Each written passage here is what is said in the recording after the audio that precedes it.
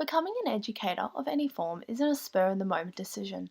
It's an influential and life changing opportunity to engage in a setting where you have the chance to have a lasting impact on the emotional, cognitive, and/or physical development of a child.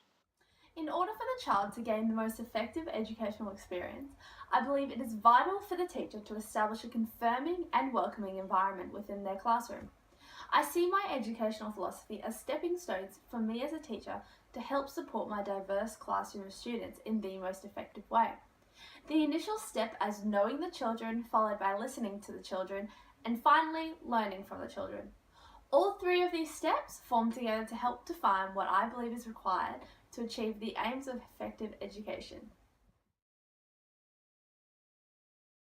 In the classroom over time, one of the key values of an effective teacher, I believe, is knowing the children on a personal level, understanding where they come from, their culture, their families, and understanding what they like or perhaps what they don't like. The professional standards for Australian teachers states the first standard is just this: know students and how they learn.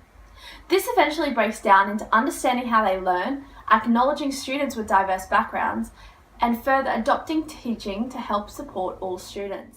All classrooms, whether it be in primary, high school, university, or TAFE, are filled with a collection of individually diverse students who all require their own needs and support for an effective learning experience. My goal as a teacher is to understand the ways in which my students are socialised and to ensure that as students they are receiving rounded education that allows them to widen the parameters of what they can achieve or can be.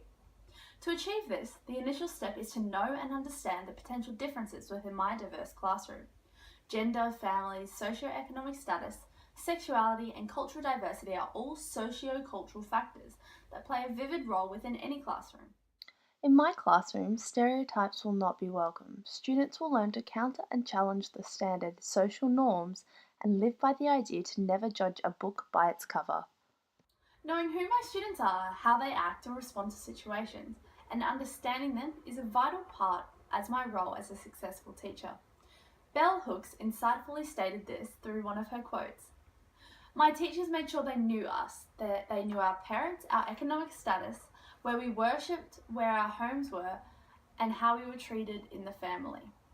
By doing this and understanding the diversity of all students, I'll be able to tailor my lessons to help all of my students succeed and achieve their best educational results. Stepping onto the next platform, once I learn and gain an understanding of my students, it's important that I listen to them.